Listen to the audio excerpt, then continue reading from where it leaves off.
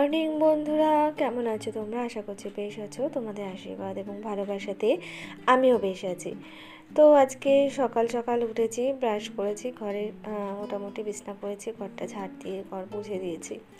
তারপরে আর ভালো লাগছিল না গো, তার জন্য বসেছিলাম, একটু নিজের মতো করে সময় কাটাচ্ছিলাম।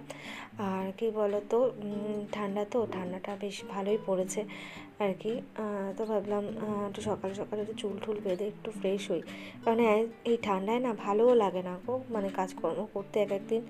তো যাই হোক, সকাল সকালই একটু নিজেকে একটু ফ্রেশ করছিলাম। তো চলো সঙ্গে থাকো।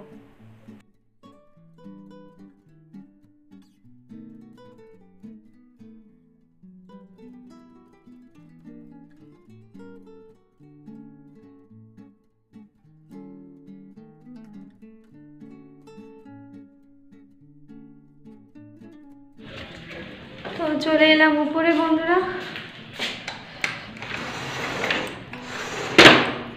আমার জন্য আজকে একটু বেশি ঠান্ডা লাগছে, কেন কি জানি। রান্না বান্না সেরকম করবো, মানে করবো করছি না, এরকম একটা ব্যাপার, ডিলে হয়ে যাচ্ছে। তো রান্না করবো আজকে, ভাবছি একটুখানি ডিম করব, ডিমের ঝোল ভাত করব, আর একটু বেগুন পোড়াবো, মানে যেটা হয় আর কি, বেগুন পোড়া যেটাকে বলে, তো সেটাই করব। ইচ্ছা আছে তাই। তো চলো, তোমাদের শীতকালটা কেমন লাগে? আমার কিন্তু মোস্ট ফেভারিট সিজন এটাই। তো তোমাদের শীতকাল কেমন লাগে না লাগে আমাকে একটু কমেন্টসে জানিও, কারণ আমার শীতকাল ভীষণ ভালো লাগে। কারণ কি বলতো, শীতকালে হয়তো একটু কুড়েমি লাগে, কিন্তু কি বলতো, খেয়ে শান্তি, ঘুরে শান্তি, রান্না করে শান্তি, রান্নাঘরে সেদ্ধ হয়ে যাওয়ার মতো কোনো পরিস্থিতি হয় না, সেটা আমার খুব ভালো লাগে। আর কি বলতো, শীতকালে রান্না করলে রান্নাঘরে যতক্ষণ তুমি থাকবে, গ্যাস চলবে, বেশ ঠান্ডাটা কিন্তু মালুম হয় না, তাই শীতকালে রান্না বান্না করতে কিন্তু বেশ ভালো লাগে। তো সেই কারণে আমার কিন্তু শীতকালটা খুব পছন্দের। তো তোমাদের কোন কালটা ভালো লাগে আমাকে কমেন্টসে জানিও। তো চলো একটু করে যাচ্ছি, দেখতে থাকো। তো ডিমের ঝোল আর বেগুন পোড়া করব, তো তার জন্য দুটো বেগুন নিয়ে নিয়েছি। তো বেগুনটাকে আমি মাঝখান থেকে একটু ফালি দিয়ে কেটে ভেতরটা দেখে নিয়েছিলাম আর কি। কেন বলো তো, অনেক সময় পোকা হয়, এখনও ভালো বেগুন সেরকম বেরোয়নি, কারণ এর আগের দিনও আমি দেখেছিলাম বেগুনের ভেতরটা খুব নোংরা পোকা ছিল। তো সেই কারণেই বেগুনগুলো একটু চিড়ে নিয়েছি মাঝখান থেকে, দেখো এইভাবে দেখতে দাও। যাই হোক, এই বেগুন দুটো ভালোই বেরিয়েছে। তো ওদিকে ডিম সেদ্ধ করতে দিয়ে বেগুনটাকে পোড়া বসিয়ে দিয়ে একটু বসলাম। রোদে গিয়ে বসতাম, কিন্তু রোদে বসলাম না কেন, বেশিক্ষণ আবার রোদে বসে থাকা যায় না, হিট হয়ে যায়, গা জ্বালা পড়ে, তো সেই কারণে এখানে বসলাম। তো আজকে তোমাদের দাদা একটু বেরিয়েছে, কাজে গেছে বলবো না, কারণ যে দাদার কাছে কাজ করতে তোমাদের বলেছিলাম, তাদের কাছে কাজ করবে না বলেছি। পুজোর আগের থেকেই ওর মনস্থির, কিন্তু যেহেতু সংসারের চাপ, হুট করে তো ছেড়ে দেওয়া যায় না। তো সেই কারণে নতুন একটা কাজের কথা চলছে, সেখানেই গেছে। আর দাদার কাছেও কাজ করছে, একেবারে ছেড়ে দেয়নি, আর ছেড়ে দেবেও না, কারণ ওনার ছেলের অভাব, তো সেই কারণে উনি ছাড়বে না। আর আমরাও স্বেচ্ছায় ছেড়ে দেব না, কারণ আমাদেরও প্রয়োজন আছে, সেই কারণে যতক্ষণ না একটা নতুন কাজের জোগাড় হচ্ছে ঠিকঠাক মতো, ততক্ষণ অবধি পুরোপুরি ছেড়ে দেওয়া যাবে না, বুঝেছো? সেই কারণে একটা হাতে ভালো কিছু না পেয়ে হুট করে ছেড়ে দেওয়াটা বোকামি হবে। আর ছেলের এক্সাম শেষ, এক্সাম চলছিল এতদিন, এখন একটু রিলিফ, আমি একটু হালকা আছি আর কি। তো যাই হোক, এভাবেই চলছে। অনেক ব্যাপার আছে জানো তো, তোমাদের সাথে শেয়ার করা যায়, কারণ কোনোটা যদি ঠিকঠাক মতো সাকসেস না আসে না, হুট করে অনলাইনে এভাবে বলাটা সোশ্যাল মিডিয়াতে উচিত নয়। সেই কারণে অনেক কথা বলা যায় না, বলি না, কারণ আমাদের লাইফটা এরকম হওয়ার কথা ছিল না, টোটালটাই অন্যরকম হওয়ার কথা ছিল। তো তো সেই সমস্ত কথা আস্তে আস্তে তোমাদের সাথে শেয়ার করব যদি কোনো দিন সম্ভব হয়। কারণ দেখো, যেটা সাকসেস পাবো না সেটা নিয়ে তো বলে লাভ নেই, মানে না পাওয়া অবধি। যেটা পাবো হয়তো সেটাই শেয়ার করব, তা নাহলে হয়তো তোমরাই বলবে হয়তো তুমি বলেছিলে, কিছুই তো হলো না, তাই না? এরকম হয় ব্যাপারটা। তো সেই কারণে কোনো কিছু সাকসেসফুল না হওয়া অবধি কোনো কিছু বলা উচিত নয়।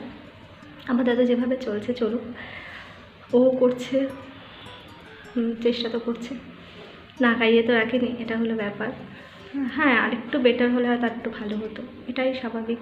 একটু বেটার কাজের খোঁজ, কী বলো তো, অনেক ব্যাপার আছে, সেই কারণে হ্যাঁ, বেটার টু বেটার হয়তো চেষ্টা করলে পারবে, কিন্তু কোনো জায়গায় ঢুকলে না মানে সেই কথাগুলো বলা যাবে না। বেটার টু বেটার করতে গেলে সেখানে স্থায়ীভাবে তোমাকে হয়তো এগ্রিমেন্ট করে রেখে দেবে। সে আমাদের এগ্রিমেন্টের মধ্যে কোনো রকম যাওয়ার ইচ্ছা নেই, তারও একটা কারণ আছে, অনেক বড় কারণ।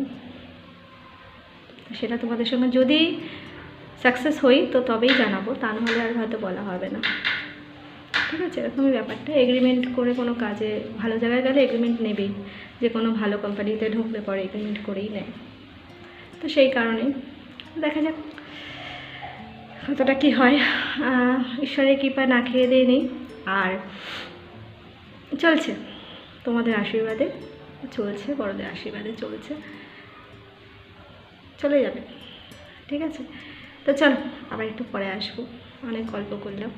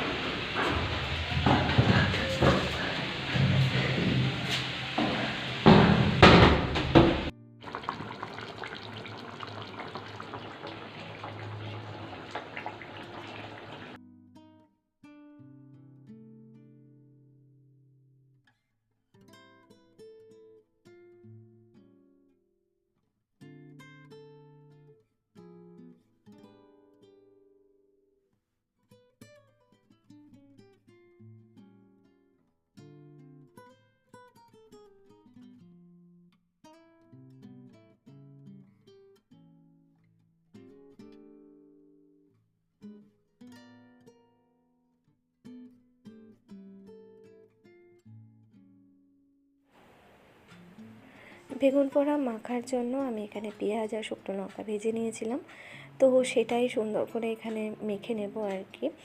একটুখানি কাঁচা সর্ষের তেল দেবো এর মধ্যে, কারণ এই মাখাটা যদি সুন্দর হয় না তো বেগুন পোড়াটাও ভালো টেস্ট হয় আর কি, এটা আমার মনে হয়।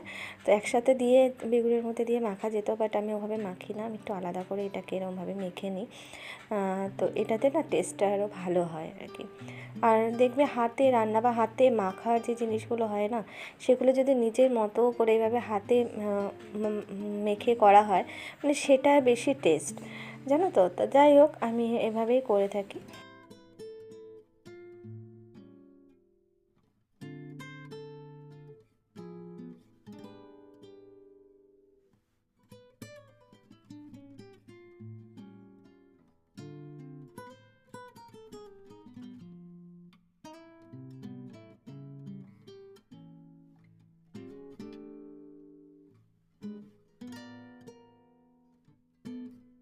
তো আমার রান্নাঘরের কাজ কমপ্লিট, আজকের মেনু তোমাদের সাথে শেয়ার করে দিলাম। তো স্নান করে খাওয়া দাওয়া করব, তো আসবো পরে, ওকে? তো চলো দেখতে থাকো। আজকে দুপুরবেলা শুয়েছিলাম, ঘুমোবো করে একটু, এই যে ছেলে ঘুমোলো না, বদমাইশ। আর এদিকে তোমাদের দাদা এতক্ষণ এই ছেলের সঙ্গে চলছিল রাম রাবণের যুদ্ধ, কে শোবে। একটু আগে এসছে তোমাদের দাদা, খেয়েছে, খাওয়া দাওয়া করে একটু শুয়েছি, কেউ ঘুমায়নি কিন্তু, হ্যাঁ, শুয়েই রয়েছি। এখন বাজে 4টে, না 4টে না 4:30, 4:30, ওই এসছে 3:30 পৌনে 4টে নাগাদ।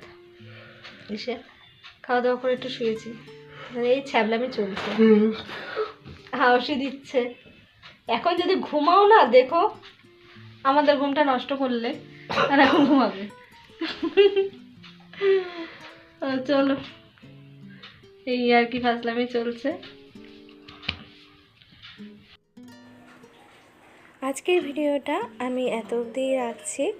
তো আমার ভিডিওটা যে যেখান থেকে দেখছো প্লিজ লাইক, শেয়ার এবং সাবস্ক্রাইব করে দিও। ভালো লাগলে সঙ্গে থেকো, পাশে থেকো।